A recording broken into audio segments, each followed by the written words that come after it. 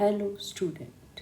In previous lecture we have studied about the insect vectors and carrier, host vector relationship, reservoirs, and today we will study about vectorial capacity adaptation as a vector and host specificity. Vectorial capacity क्या होती है? ये कहता है एक vector की potential है कि वो किसी स्पेसिफिक इन्फेक्शन को कैसे ट्रांसमिट कर सकता है। इसको हम अदर वे से भी डिफाइन कर सकते हैं कि number of bites, infectious bite of vector जो किसी सिंगल डे में किसी ह्यूमन के अंदर जो है वो अप्लाई करते हैं।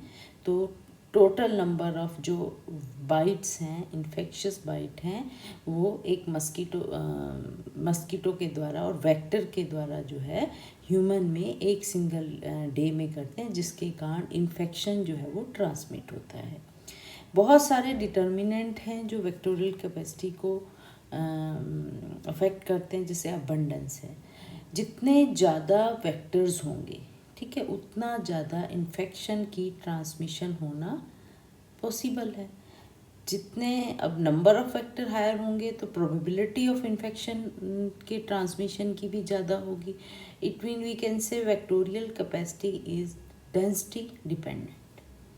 सेकंड है host preference and host feeding pattern. हमने होस्ट वेक्टर रिलेशनशिप पढ़ा, तो हमने देखा कि जो होस्ट की प्रेफरेंस होती है वेक्टर के पास, कि वेक्टर को कौन सा होस्ट जो है जो बेनिफिशियल लगता है, उसकी फीडिंग प्रेफरेंस क्या है, पैटर्न क्या है, जिसके कारण वेक्टर जो है होस्ट को चूज़ करता है। तो ये भी कहता है वेक्टर की कैपेसिटी को इन्फ्लुएंस करता है। रिप्रोडक्टिव कैपेसिटी ऑफ वेक्टर, जितनी ज़्यादा पॉपुलेशन वेक्टर की इंक्रीज होंगी उतनी rate of infection of transmission जो है वो बढ़ेगा। लॉन्गिविटी है, पीरियड है, लाइफ साइकिल की जो स्टेजेस हैं, एग, लार्वा, प्यूपा, अडल्ट, उनके बीच में कहता है जितना लॉन्गिविटी होगी उतना ही इन्फेक्शन के ऊपर इफेक्ट होगा। कि अगर लार्वा टू एग जो है वो शॉर्ट पीरियड है तो इन्फेक्शन ज़्यादा होगा, या जो एडल्ट से की जो स्टेज है अगर वो लॉन्ग होगी, लंबी होगी, तो इन्फेक्शन जो है उसकी ट्रांसमिशन के चांसेस जो हैं वो ज़्यादा होंगे। डिस्पर्सल जो है वेक्टर के अंदर एक कैपेसिटी है कि वो फ्लाई कर पा रहा है, ठीक है, वो कितनी लंबी दूरी तक जा सकता है, कितने एरिया को कवर कर सकता है, वो भी कहता है ट्रांसमिशन को अफेक्ट करता है। वेक्टर की कॉम्पिटेंसी, कि वेक्टर कितना कॉम्पिटेंट है किसी इन्फेक्शन को आगे तक पहुंचाने में। इसमें एक पिक्चर दे रखी है जिसमें एक इंसेक्टिसाइड का दिखाया हुआ है कि इंसेक्टिसाइड यूज़ करने से जो वेक्टोरियल कैपेसिटी है वो अफेक्ट हो जाती है, कि वो डेंसिटी को डिक्रीज़ कर देता है, लॉन्गिविटी को डिक्रीज़ कर देता है, वेक्टर की कॉम्पिटेंसी को जो है वो डिक्रीज़ कर देता है, जिसके कारण जो है वेक्टोरियल कैपेसिटी जो है इन्फ्लुएंस होती है। अब वेक्टर की कॉम्पिटेंसी की बात करें तो वो उसकी एबिलिटी है, differential ability of an organism, कि वो किसी होस्ट के अंदर या किसी पैथोजन को कैसे अपने अंदर हार्बर करता है और उसको ट्रांसमिट करता है। तो वेक्टर की एबिलिटी, अगर हम कॉम्पिटेंस की बात करते हैं तो कॉम्पिटेंस एबिलिटी होती है किसी ऑर्गेनिज्म की, कि वो पैथोजन को अपने अंदर कितनी देर तक रख सकते हैं, कितने पॉपुलेशन जो है उनकी डेवलपमेंट को इन्हांस कर सकते हैं और ट्रांसमिट कर सकते हैं उस पैथोजन को होस्ट के अंदर। तो कैपेसिटी है वेक्टर की infected, maintain and transmit an infectious agent.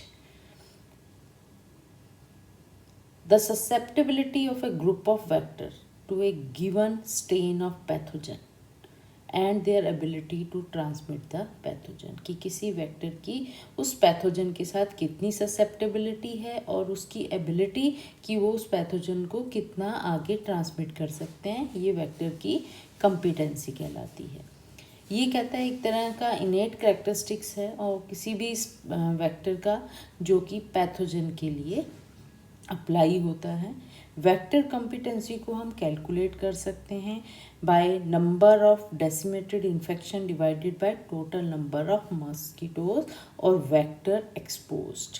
ठीक है, इन्फेक्शन के number of decimated infection divided by total number of vector expose, कितने वेक्टर से इन्फेक्शन जो है वो हुआ, कितना इन्फेक्शन हुआ और कितने वेक्टर के कारण हुआ।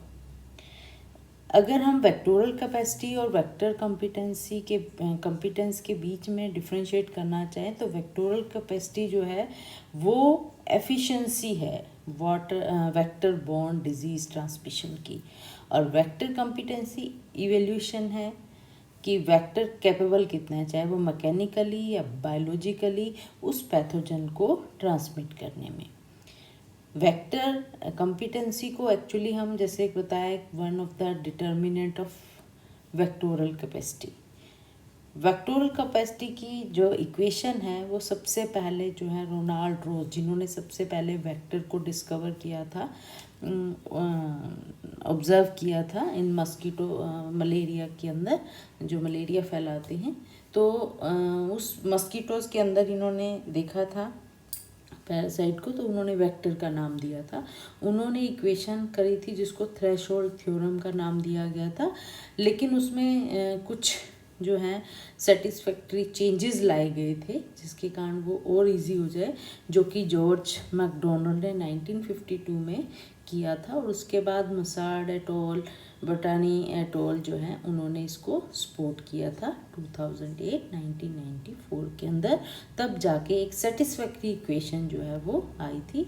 वो इक्वेशन है C=ma² VP की power n divided by -log EP।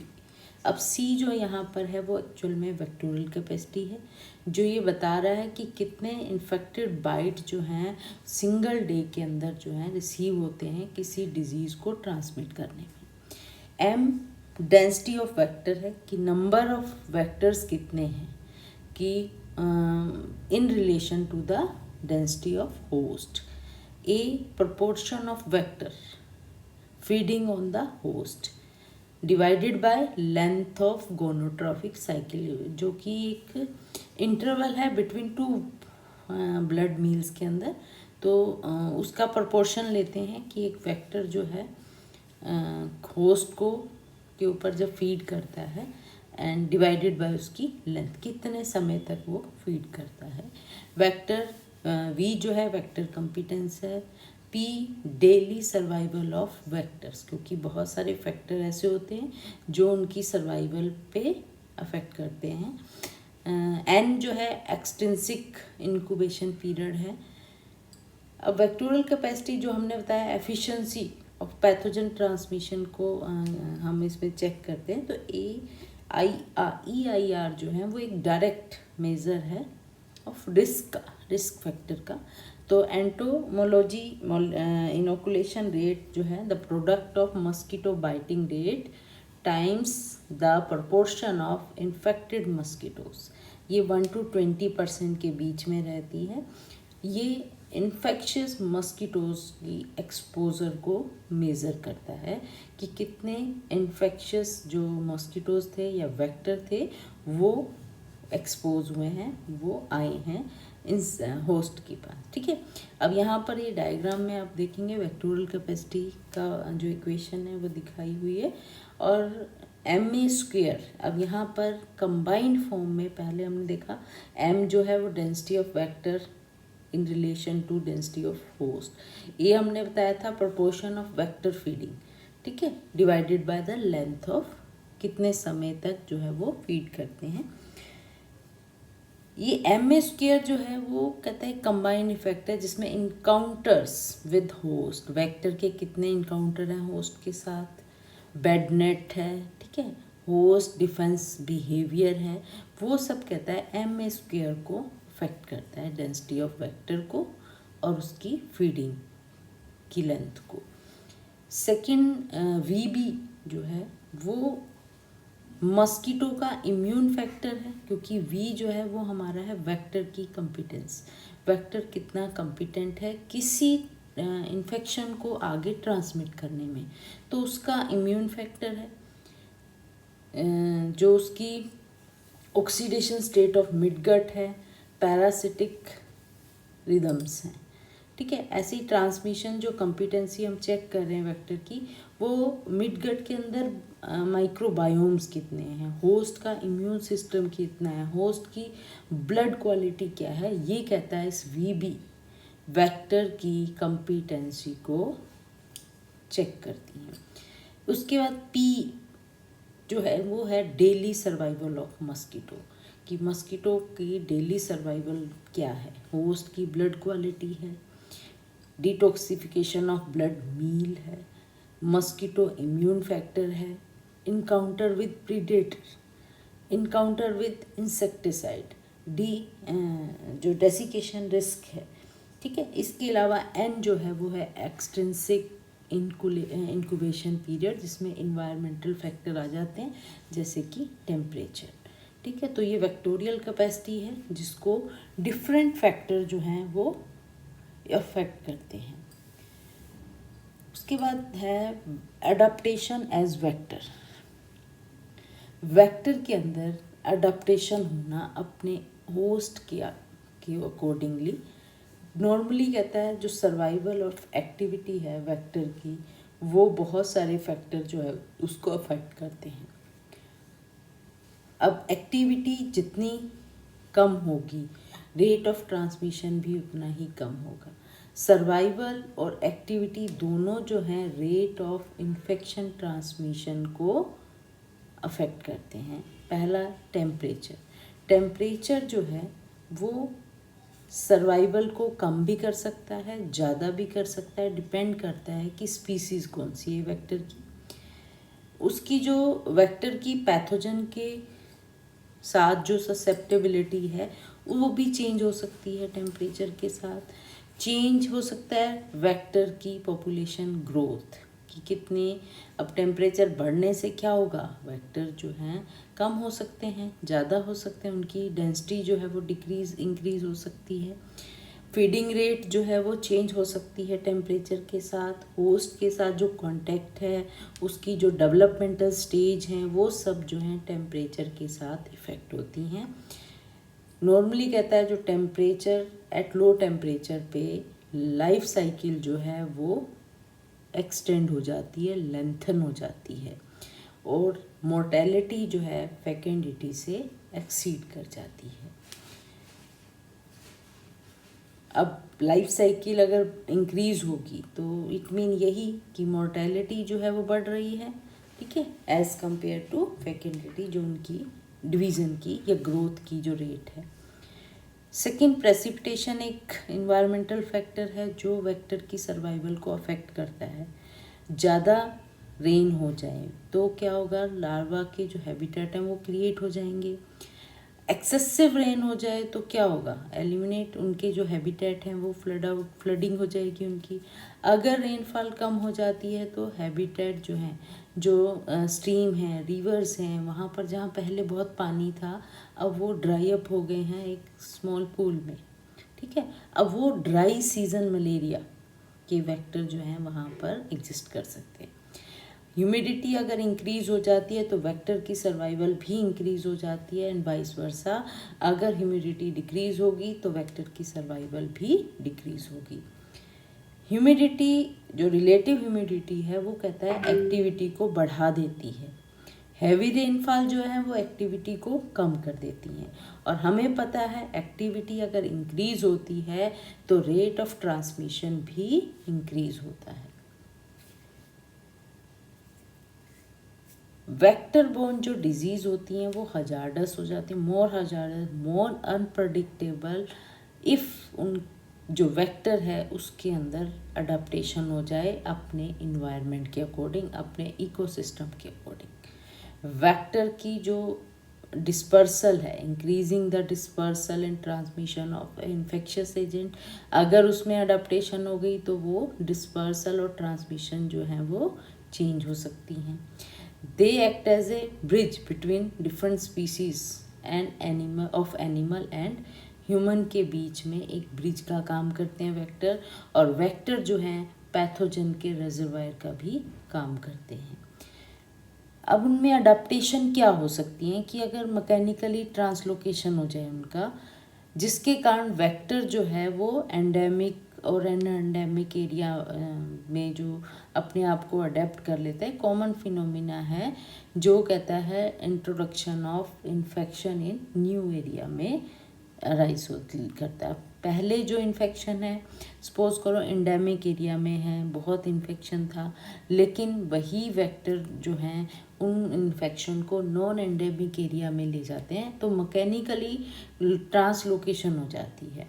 Example है एडिस एजिप्टी जो मस्कीटो है, वो वेक्टर है येलो फीवर का, डेंगू, चिकनगुनिया, जीका वायरस, जो कहता है शिफ्ट हुआ था एक स्टीमर के द्वारा, ठीक है, इन 1880 में, ठीक है।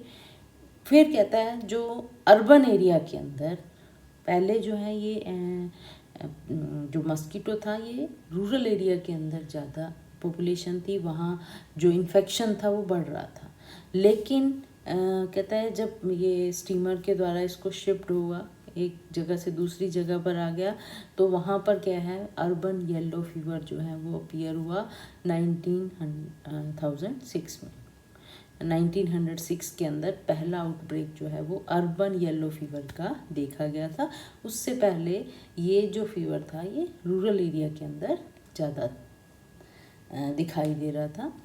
वेक्टर नॉट ओनली अडॉप्टेड और क्लोनाइज्ड रूरल इन्वायरमेंट, ओरिजिनली वो सब जो थे वो अडॉप्टेड थे, उनकी जो कॉलोनीज थी वो सारी रूरल इन्वायरमेंट में थी, लेकिन धीरे धीरे वो स्प्रेड हुए टू अर्बन लैंडस्केप्स में, जिसके कारण अर्बन ट्रांसमिशन जो है डिजीज़ का वो ज़्यादा बढ़ा, जैसे डेंगू है, ठीक है। और इसमें पास्ट में क्या देखा था कि जो इन्फेक्टेड मॉस्किटो थे वो ट्रैवल्ड होते थे थ्रू लीवर कैनाल के द्वारा, लेकिन आजकल हम देख रहे हैं कि जो ट्रांसमिशन है उनका जो मैकेनिकल ट्रांसलोकेशन हो रहा है वो फैसिलिटेट हो गया बाय रोड, ठीक है।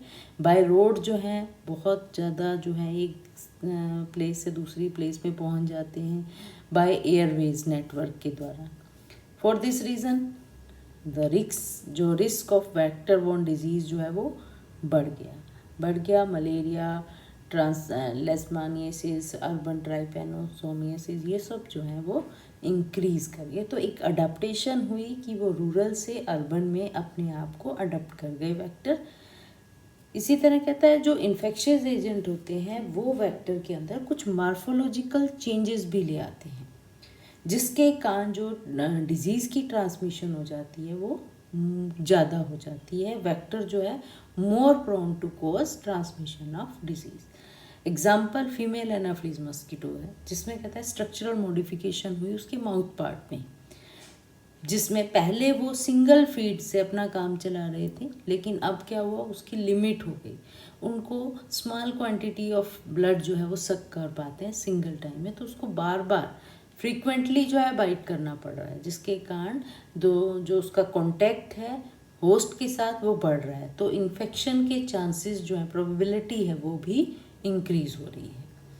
Mosquitoes lays egg and undergoes development in brackish water in the coastal region of South Asia या अदर एरिया जहाँ पर मस्कीटोज बहुत ज़्यादा होते हैं, तो वहाँ पर क्या होता है कि वहाँ की जो अथॉरिटीज़ हैं, चाहे हेल्थ अथॉरिटीज़ हैं अदर, वो क्या करते हैं कि कहीं पर भी प्रिवेंटिव मेज़र यूज़ करते हैं, प्रिकॉशन लेते हैं कि पानी को इकट्ठा ना होने दें, वहाँ पर वो स्प्रेडिंग कर देते हैं इंसेक्टिसाइड्स की। तो इस तरह से क्या किया उन्होंने उस एरिया में किया, तो मस्कीटोज जो हैं वो थोड़े दूर चले गए ब्रैकिश वाटर के अंदर, जो कोस्टल रीजन के अंदर था, जहाँ पर वो कंट्रोलिंग प्रोग्राम जो है वो अप्लाई नहीं हो रहे थे, उनकी रेंज से बाहर हो रहे थे। तो वेक्टर ने अपने आप को क्या किया, अडॉप्ट कर लिया इन्हें ब्रैकिश वाटर, और वहाँ पर उन्होंने एग ले किए और अंडरगो डेवलपमेंट और डिजीज़ की जो इन्फेक्शन है उसको कंटिन्यू रखा। होस्ट की स्पेसिफिसिटी होती है कि एक पर्टिकुलर पैरासाइट जो है, जो इन्फेक्शियस एजेंट है, वो अपने होस्ट के नंबर और आइडेंटिटी को यूज़ करता है अपने ट्रांसमिशन के लिए। पैरासाइट जो अगर हाईली स्पेसिफिक है, कोई भी इन्फेक्शियस एजेंट जितना ज़्यादा स्पेसिफिक होगा उतने उसके होस्ट के नंबर जो हैं वो चेंज होंगे। हाईली स्पेसिफिक होगा तो सिंगल होस्ट पर वो रिलाई करेगा। अगर वो जर्नलिस्टिक होस्ट होगा, पैरासाइट होगा, तो वो क्या करेगा, अपने होस्ट मतलब कि नंबर ऑफ होस्ट जो हैं सेवरल डिफरेंट स्पीसीज पर रिलाई कर सकता है। और यही है behaviour of ecology of both parasite and host. अगर होस्ट और पैरासाइट की जो इकोलॉजी है, होस्ट और पैरासाइट की जो इकोलॉजी है, बिहेवियर है, वो भी होस्ट स्पेसिफिसिटी को इन्फ्लुएंस होता है। पैरासाइट अगर एक्टिव है, वेजाइल है, कपल्ड विद होस्ट है, तो उसके जो नंबर ऑफ प्रेफरेंसेस होंगी वो ज़्यादा होंगी। वो अपने आप को स्विच कर लेगा अकॉर्डिंग टू देयर रिक्वायरमेंट, कि एक होस्ट से दूसरे होस्ट में स्विच कर लेता है, और जिसके कारण होस्ट की जो स्पेसिफिसिटी है वो कम हो जाती है। ठीक है, जितनी होस्ट की स्पेसिफिसिटी कम होगी उतने होस्ट के नंबर ज़्यादा होंगे और उतना ज़्यादा इन्फेक्शन की ट्रांसमिशन के चांसेस भी बढ़ेंगे। होस्ट स्पेसिफिसिटी कहता है एक बहुत इम्पोर्टेंट प्रॉपर्टी है एक पैरासाइट के ऊपर, जो कि काफ़ी आर्गूमेंटल है। तो उसमें कहता है होस्ट की जो एक्सटेंशन है, अगर मान लो पैरासाइट बहुत स्पेसिफिक है, सिंगल होस्ट पर रिलाई कर रहा है, तो अगर वो होस्ट एक्सटिंक्ट हो जाता है तो पैरासाइट के भी एक्सटेंशन के चांसेस हैं। अगर वो पैरासाइट जो है उसमें पोटेंशियल है कि वो नए हैबिटेट में चला जाए, अगर उसके पास लेस होस्ट स्पेसिफिसिटी है, लोअर होस्ट स्पेसिफिसिटी है, तो वो अपने आप को स्विच कर जाता है न्यू हैबिटेट में, और वहाँ पर वो अपने आप को एस्टेब्लिश करता है, spread its introduction to a new geographical area. वो अडप्टेशन आती है जिसके कारण वो नए हैबिटेट में अपने आप को एस्टेब्लिश कर सकता है। डिफरेंट एस्पेक्ट ऑफ जो होस्ट स्पेसिफिसिटी है वो कहता है डिपेंड करता है, स्ट्रक्चरल स्पेसिफिसिटी हो सकती है, फाइलोजेनेटिक स्पेसिफिसिटी हो सकती है, जियोग्राफिकल स्पेसिफिसिटी होती है। जैसे स्ट्रक्चरल की वो अपने होस्ट के स्ट्रक्चर के ऊपर रिलाई कर रहा है, फाइलोजेनेटिक उनके जो एंसेस्टर हैं, जो उनकी पास्ट में जो उनके एंसेस्टर थे वो किस होस्ट को जो है वो चूज़ कर रहे थे, या जियोग्राफी की किस हैबिटेट के अकॉर्डिंग। जैसे अब हमने देखा अगर एक हैबिटेट जो है वो डिस्टर्ब हो जाता है तो वो दूसरे हैबिटेट में अपने आप को इस्टेब्लिश कर देते हैं, तो अकॉर्डिंगली जो है उसको उसी स्पेसिफिसिटी का नाम दे दिया जाता है। एग्जाम्पल है इसमें आर्गुलस कोरिगोनी, और जो कि लार्ज साइज़ की है, और एक आर्गुलस फोलिएसियस जो है, वो दो पैरासाइट्स हैं जो कहता है को एग्जिस्ट करते हैं इन ए लेक और river of central Finland. Distribution of these, ये पैरासाइट जो हैं उस लेक के, उस रिवर के अंदर डिफरेंट स्पीसीज ऑफ फिश के ऊपर डिपेंड करते हैं। जो आर्गुलस फोलिएसियस है वो अपॉर्चुनिस्टिक है, वो क्या करता है कि वो देखता है कि फ़िश की कौन सी स्पीसीज़ जो है एट पर्टिकुलर टाइम में उसके लिए सूटेबल है, वो उसी पर स्विच कर जाता है, उसी के ऊपर जो है वो डिपेंड कर जाता है, जैसे पर्च के ऊपर, रोच के ऊपर, पाइल। लेकिन जो आर्गुलस कोरिगोनी है वो एक स्पेशलिस्ट टाइप ऑफ पैरासाइट है, जो एक सिंगल, यानी कि वो होस्ट स्पेसिफिक है, वो सिंगल साल्मोनेड फिश के ऊपर जो है वो डिपेंड करते हैं। जो कोरिगोनी है वो अडल्ट जो है लार्ज साइज़ के हैं एज़ कम्पेयर टू द फोलिएसियस में। होस्ट स्पेसिफिसिटी जो है वो मैचुरेशन के दौरान जो है वो डेवलप होती है। जो कोरिगोनी है उसकी जो फीमेल है वो 13 to 15 mm लेंथ की है, लेकिन जो फोलिएसियस है उसमें 5 to 7 mm की लेंथ जो है, मतलब कि साइज़ जो है, जिसके कारण क्या है कि उनकी जो surface area to body volume है वो कोरिगोनी में हाफ हो जाता है। और जो फोलिएसियस है उसमें क्या था, क्योंकि स्मॉल साइज़ है तो उनका जो surface area to body volume है वो ज़्यादा कम नहीं होता। और ये जो रीज़न है कि बॉडी वॉल्यूम और जो सरफेस एरिया रेशो है, अगर वो कम हो जाता है तो कोरिगोनी जो है मोर सेंसिटिव हो जाती है लो ऑक्सीजन कंसंट्रेशन। अगर वहाँ पर ऑक्सीजन की कमी हो जाए तो वो उनकी डेथ हो जाती है पैरासाइट्स की। तो वो क्या करते हैं, अपने आप को अडॉप्ट करते हैं कि वो साल्मोनिड को प्रेफर करते हैं, उसको इंक्रीजिंग प्रेफरेंस देते हैं, क्योंकि साल्मोनिड जो है उनको वेल ऑक्सीजनेटेड हैबिटेट प्रोवाइड करती हैं। अब इस एग्जाम्पल के द्वारा हम समझ सकते हैं कि दो स्पीसीज़ हैं आर्गुलस की, और वो दोनों जो हैं वो एम्फसाइज करती हैं role of body size. Large size की जो कोरिगोनी है वो लार्ज साइज़ के होस्ट को चूज़ करती है फॉर देयर बेनिफिट, ठीक है, as an important determinant of host searching behaviour, कि किसी पैरासाइट का जो बिहेवियर है कि वो कैसा होस्ट चाहिए, वो देखते हैं कि उसके लिए कितना बेनिफिटेड रहेगा, ठीक है। तो ये क्या है, एक होस्ट स्पेसिफिसिटी को जनरेट करता है।